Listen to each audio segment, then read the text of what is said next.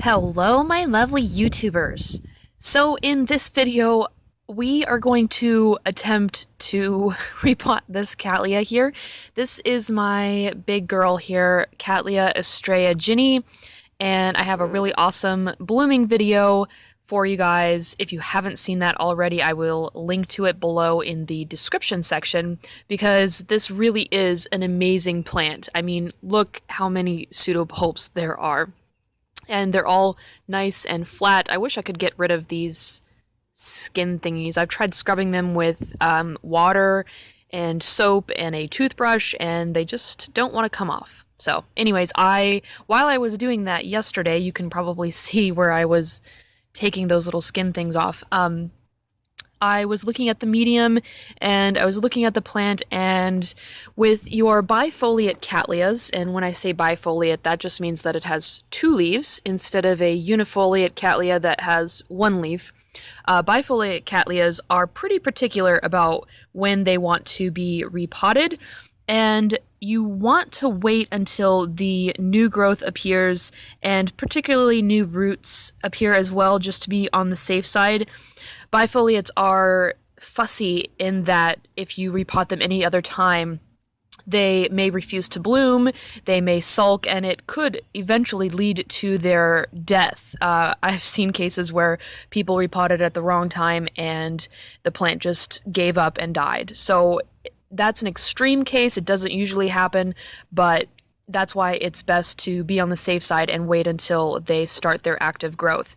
Now, for this one here, I want to use this same pot because honestly, I don't want anything bigger than this, so I'm also going to be making a division of this plant. Now, if we look inside, we see a lot of just rotted roots, and the media looks pretty broken down. I absolutely detest this media. It is the Carter and Holmes, I believe, media. It might not be, but Carter and Holmes is the only one I know that sells the cypress and sponge rock mix. And for Cattleyas, it holds way too much moisture. I know a lot of you say that you have issues with Cattleyas getting them to grow and bloom for you. And I would say with about 90% certainty that if you're having problems with Cattleyas, it probably has something to do with the way you water them. Cattleyas really do appreciate going dry before they get their next watering. They don't like being moist. If they remain moist, they will rot their roots, and it's just not a good time for them.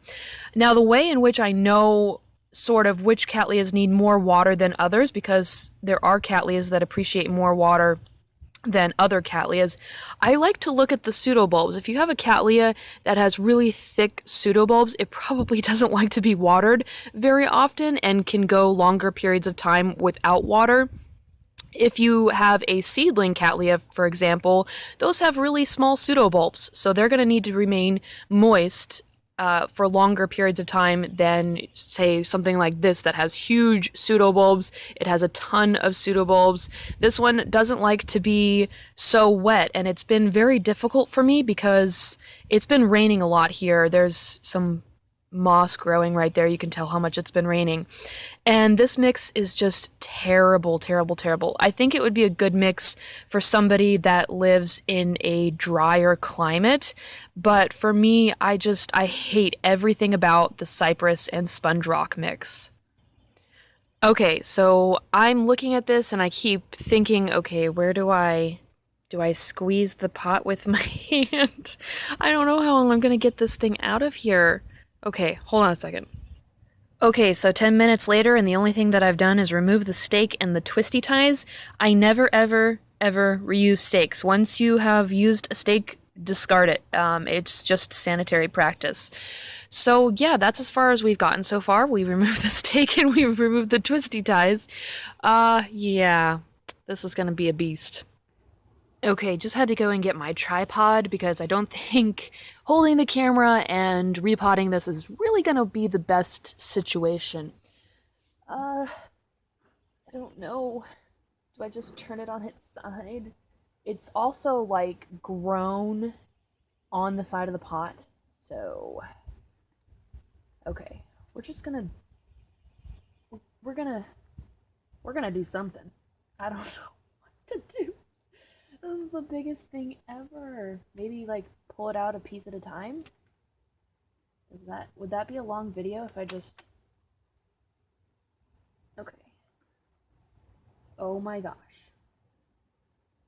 Okay. We got this. Oh man. Okay. Alright. Maybe. Oh, okay.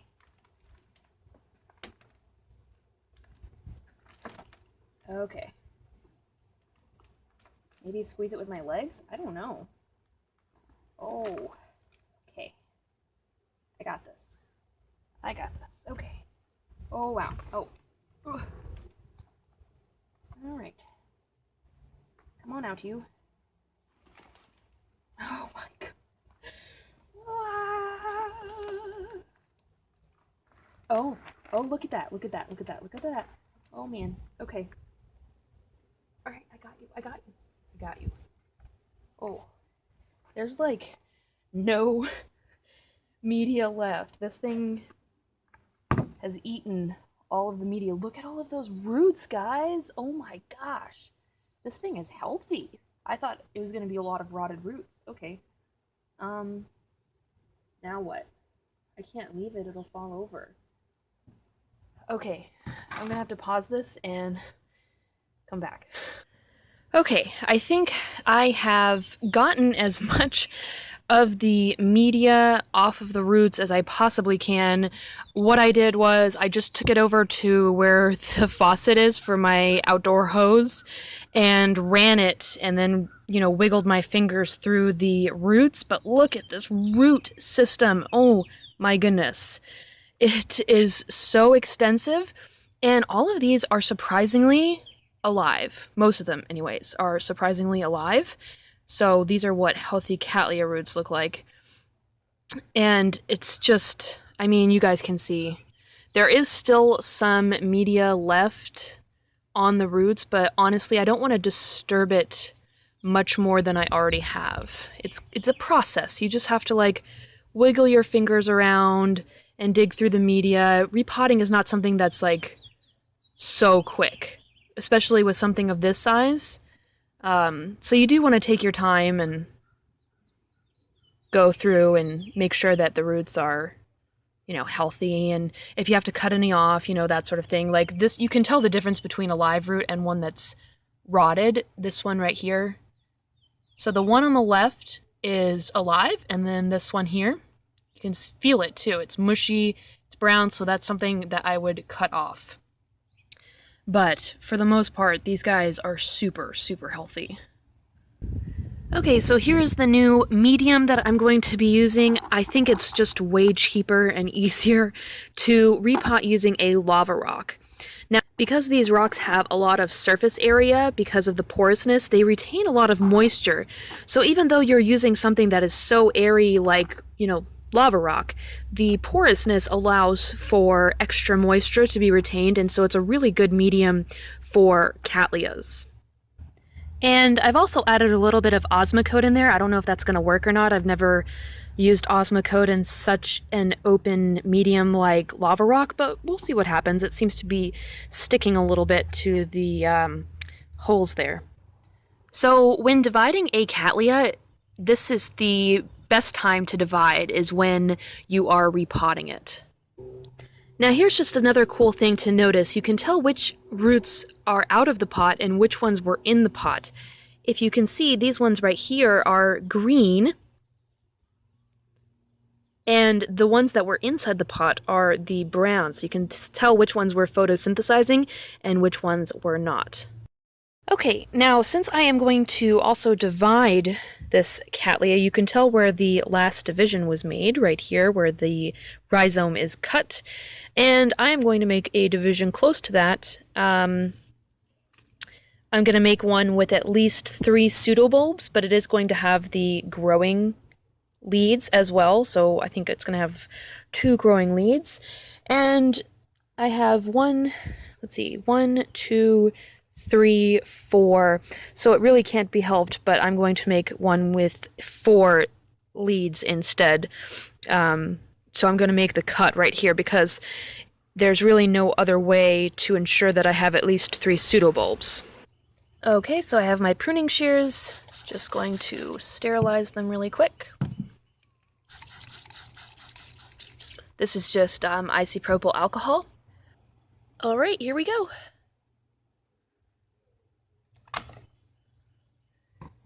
And the rhizome is cut.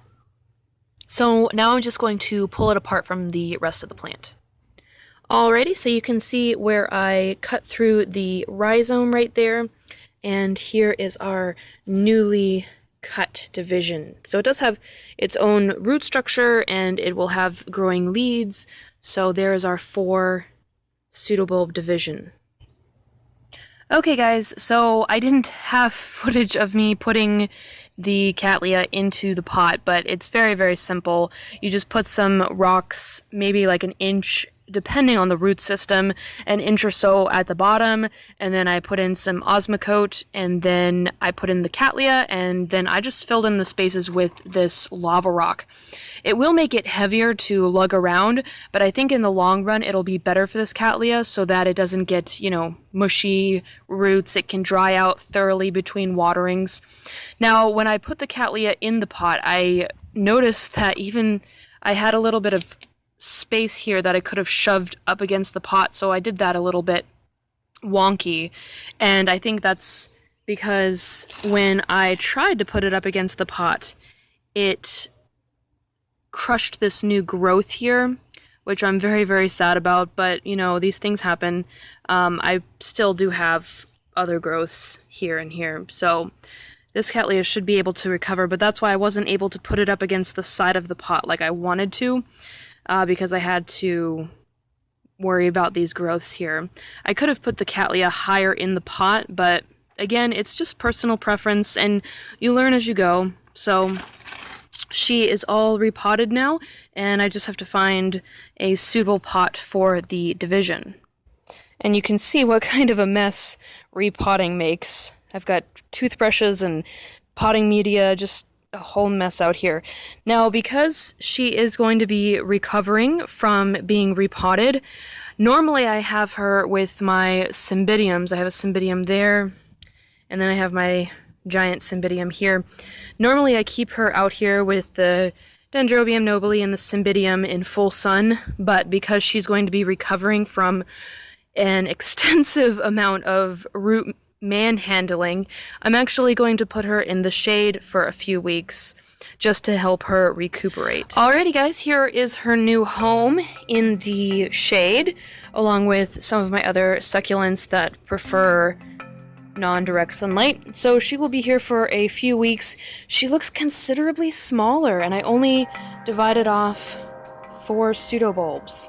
But yeah, she looks way smaller, and I'm so sad that I even had to divide her in the first place, but I just don't have space for her to keep growing and growing and growing, especially in the wintertime.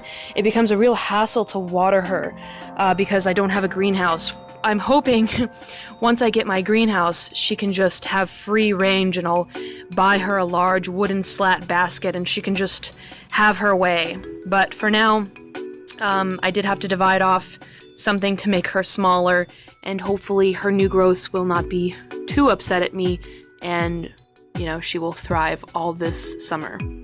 Alrighty guys, thank you so much for tuning into my channel and watching me struggle to repot this Cattleya. If you liked this video, please give it a thumbs up, follow me on Facebook and Twitter, and subscribe to this channel for more videos like this one in the future, and I will see you guys later.